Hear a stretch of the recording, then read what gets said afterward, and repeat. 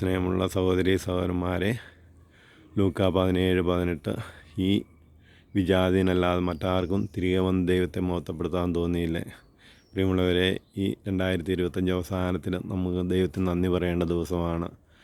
നമുക്കറിയാം, ഈശോ 10 കുഷ്ഠരോഗികളെ സുഖപ്പെടുത്തി. ഒരാൾ തിരികെ വന്ന് നന്ദി പറഞ്ഞപ്പോൾ ഈശോ ചോദിക്കുകയാണ്, ബാക്കി നന്ദിയില്ലാത്ത 10 പേരെവിടെ?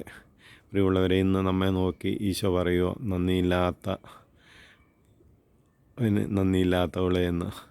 പ്രിയമുള്ളവരെ, നമുക്ക് നന്ദിയുള്ളവരായിരിക്കും. നമ്മുടെ ആയുസ്സ്, നമ്മുടെ ആരോഗ്യം, നമ്മുടെ ബന്ധുമിത്രാദികൾ, നമ്മുടെ സമ്പത്ത്, നമ്മുടെ ബന്ധങ്ങൾ, ഓരോ നിമിഷവും നമ്മളെ വളർത്തുന്ന ദൈവത്തിൻ്റെ വലിയ കരുണയെ ഓർത്ത് നന്ദി പറയാനുള്ള ദിവസമാണ്.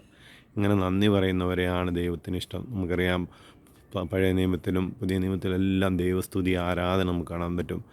പുറപ്പാടിൻ്റെ പുസ്തകത്തിൽ ദൈവമായ കർത്താവിനെ നീ ആരാധിക്കണം, സ്തുതിക്കണം, നന്ദി പറയണം എന്ന് പറഞ്ഞിട്ടുണ്ട്. പരിശുദ്ധ അമ്മ ദൈവത്തെ സ്തുതിച്ച് മഹത്വപ്പെടുത്തി. പൗലോസും ശീലാസും ജയിലിൽ കിടന്നുകൊണ്ട് ദൈവത്തെ സ്തുതിച്ചു. അങ്ങനെ നന്ദിയുള്ളവർ മാറാനായിട്ട് നമുക്ക് ശ്രമിക്കാം. ഈശോ നമ്മളെല്ലാവരെയും സമൃദ്ധമായി അനുഗ്രഹിക്കട്ടെ.